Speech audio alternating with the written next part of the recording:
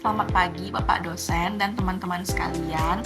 Perkenalkan, nama saya Natasha Angel Elizabeth Panjaitan dari kelas Akuntansi B, Konsentrasi Keuangan. Di sini saya akan membuat sebuah video untuk menyelesaikan ujian akhir semester. Nah, di sini saya akan menjelaskan materi saya mengenai akuntansi pajak penghasilan dan perbedaan akuntansi dan pajak. Selamat menyaksikan. Untuk materi yang pertama kita bahas adalah konsep akuntansi pajak penghasilan. Akuntansi pajak penghasilan di Indonesia mengacu pada PSAK nomor 46, yaitu tentang akuntansi pajak penghasilan, yang mengatur pengakuan, pengukuran, penyajian, dan pengungkapan pajak penghasilan dalam laporan keuangan.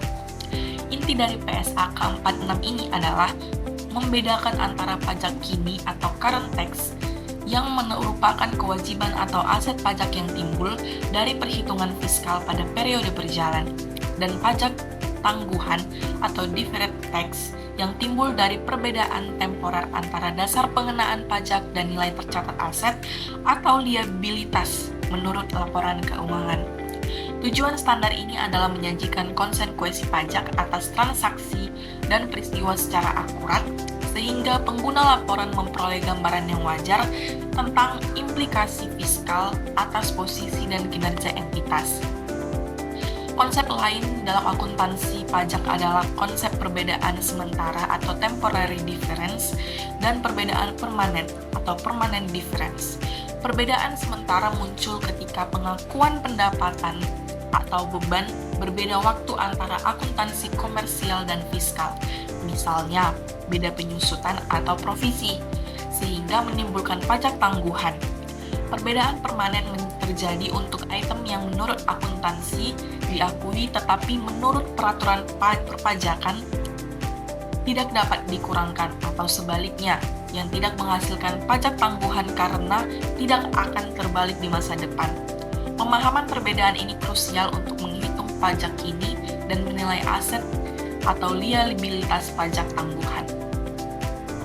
Selanjutnya kita beralih ke materi perbedaan pengakuan dan pengukuran. Perbedaan pengakuan berkaitan dengan kapan suatu pendapatan atau biaya dicatat. Perbedaan pengukuran berkaitan dengan berapa besar nilai yang diakui. Dalam akuntansi komersial atau SAK, pengakuan dan pengukuran mengikuti prinsip akuntansi, misalnya konsep kehati-hatian, relevansi, reliabilitas, dan accrual basis. Sedangkan perpajakan mengikuti ketentuan undang-undang pajak yang menetapkan dasar pengenaan pajak atau aturan pengurangan tertentu. Contoh, akuntansi mungkin mengakui provisi untuk kerugian potensial sekarang atau beban diakui sekarang, tetapi peraturan pajak bisa melarang pengurangan provisi tersebut untuk tujuan fiskal sampai kerugian benar-benar terjadi. Ini menimbulkan perbedaan sementara. Di sisi pengukuran, metode penyusutan atau depresiasi yang dipakai di laporan keuangan bisa berbeda dengan metode yang diizinkan untuk tujuan pajak. Misal, akuntansi menggunakan metode unit produksi atau garis lurus, sedangkan peraturan pajak memberi tarif tetap atau masa manfaat berbeda. Perbedaan metode ini mengakibatkan dasar pengenaan yang berbeda sepanjang umur aset dan memunculkan pajak tangguhan. Selain itu, penilaian persediaan seperti FIFO, week average atau cost, dan pengakuan pendapatan berdampak pada laba komersial sehingga mempengaruhi basis pajak jika aturan pajak menghendaki perlakuan lain. Kemudian selanjutnya kita beralih ke akuntansi atas aset dan liabilitas pengampunan pajak.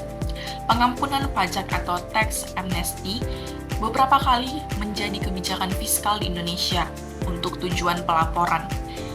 Ikatan Akuntansi Indonesia pernah mengeluarkan panduan PSAK terkait akuntansi aset dan liabilitas yang timbul dari pengampunan pajak, yaitu pada PSAK 70. PSAK ini memberikan opsi perlakuan akuntansi bagi entitas yang berpartisipasi. Apakah mengikuti ketentuan SAK lain yang relevan atau menerapkan perlakuan khusus sesuai PSAK 70. Intinya adalah mengatur pengakuan, pengukuran, penyajian, dan pengungkapan atas aset atau liabilitas yang muncul dari program pengampunan. Laporan keuangan harus mencerminkan dampak pengampunan, jumlah yang dibayar atau diakui sebagai liabilitas pengampunan, pengakuan aset, misalnya penghapusan sanksi atau perbedaan fiskal yang dihapuskan, serta efek terhadap laba rugi periode berjalan. Entitas perlu mengungkapkan kebijakan akuntansi yang dipilih, estimasi yang digunakan, dan unsur material, misal besaran aset atau liabilitas pengampunan, dampak pajak tangguhan sisa, dan efek perbandingan periodik. Sejumlah studi kasus di Indonesia menunjukkan variasi penerapan dan kesalahan pengungkapan pada periode setelah program tax amnesty. Selanjutnya kita beralih ke revaluasi menurut akuntansi dan pajak. Revaluasi aset tetap dalam akuntansi berarti menilai kembali nilai wajar aset untuk mencerminkan nilai pasar saat ini. Hasil revaluasi biasanya diakui sebagai cadangan revaluasi di ekuitas atau sebagai laba atau rugi tergantung standar yang berlaku. Dalam praktik SAK atau PSAK, revaluasi dapat diterapkan jika nilai wajar dapat diukur dengan andal. Pengaruhnya terlihat pada neraca. Nilai tercatat aset meningkat atau menurun, dan beban penyusutan masa depan. Revaluasi komersial bertujuan menyajikan nilai wajar dan memberikan informasi relevan kepada pengguna laporan.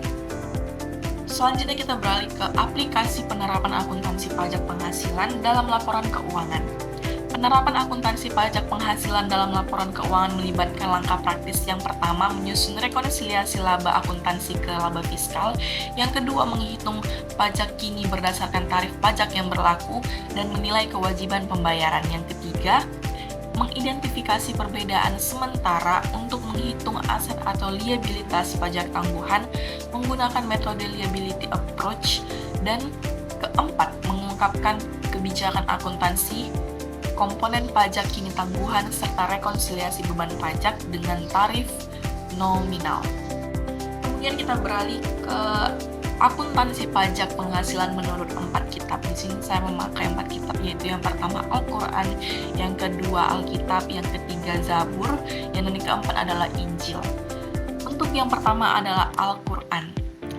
Dalam Islam, pajak modern dapat dianalogikan dengan instrumen-instrumen keuangan sosial seperti zakat, jizyah, kharaj, dan us. Meskipun pajak tidak disebut sebagai eksplisit dalam Al-Quran, prinsipnya sangat sesuai dengan konsep fardu kifayah, yaitu kewajiban kolektif untuk menjaga keberlangsungan masyarakat. Ayat ini menegaskan bahwa pengambilan sebagian harta oleh pemerintah bukanlah bentuk penindasan selama dana tersebut dipergunakan untuk kesejahteraan sosial. Para ulama kontemporer seperti Yusuf Al-Qaradawi menjelaskan bahwa zakat tidak mencukupi kebutuhan negara, maka pajak tambahan atau daribah boleh dipungut selama adil dan transparan. Yang kedua ada dari Alkitab. Dalam Alkitab, kewajiban membayar pajak disebut sebagai eksplisit baik dalam perjanjian lama maupun baru. Pada masa Romawi, pajak sering dianggap menindas, namun Yesus memberikan pandangan yang moderat dan bijak yang terdapat dalam Matius 22 ayat 21, bayarlah kepada Kaisar apa yang menjadi hak Kaisar dan kepada Allah apa yang menjadi hak Allah. Ayat ini menunjukkan dualitas kewajiban seorang manusia kepada pemerintah yaitu pajak dan kepada Tuhan yaitu ketaatan moral. Rasul Paulus juga menekankan dalam Roma 13 ayat 6-7 bahwa penguasa adalah hamba Allah untuk mengurus kesejahteraan, sehingga pajak adalah sarana untuk memungkinkan pemerintah melakukan tugasnya. Bayarlah kepada semua orang apa yang harus kamu bayar, kepada pemungut pajak-pajakmu, kepada pemungut bea-beamu. Terdapat dalam Roma 13 ayat 7. Dengan demikian, dalam perspektif Kristen, membayar pajak adalah bentuk ketaatan, iman, dan tanggung jawab sosial. Sebaliknya, penggelapan pajak adalah dosa karena melanggar kejujuran. Terdapat dalam Amsal 20 ayat 23. Kemudian selanjutnya adalah kitab Zabur. Kitab Zabur yang sebagian besar dikenal melalui kitab Mazmur tidak membahas secara teknis tetapi memberikan landasan etika bagi pemerintah dan kepemimpinan yang adil. Berikanlah kepada raja keadilanmu supaya menghakimi umatmu dengan kebenaran. Terdapat dalam Mazmur 72 ayat 1-2. Ayat ini menunjukkan bahwa pemerintah berhak menerima dukungan tetapi wajib bertindak adil dan transparan. Dalam konteks perpajakan modern ini berarti yang pertama, pemerintah berhak memungut pajak untuk membiayai keadilan sosial. Yang kedua, namun pemerintah juga wajib mengelola pajak secara bersih dan tidak korup. Yang keempat ada dari Injil. Injil sebagai bagian dari perjanjian baru menekankan pada ketaatan, kasih, dan integritas. Ketika Yesus dan murid-muridnya harus membayar pajak bait Allah atau temple tax, Petrus bertanya apakah perlu membayar. Yesus menjawab, agar kita tidak menjadi batu sandungan bagi mereka, bayarlah pajak itu. Terdapat dalam Matius 17 ayat 27. Ini menunjukkan bahwa bahkan jika seorang merasa keberatan secara pribadi terhadap sistem pajak, tetap ada kewajiban moral untuk menjaga kedamaian dan ketertiban sosial. Sikap ini sangat relevan dengan konteks sekarang, di mana banyak orang merasa merasa pajak tidak dikelola dengan baik. Namun kewajiban tetap harus dipenuhi sambil tetap mengawal akuntabilitas pemerintah. Kita masuk kepada yang terakhir, yaitu adalah kesimpulan.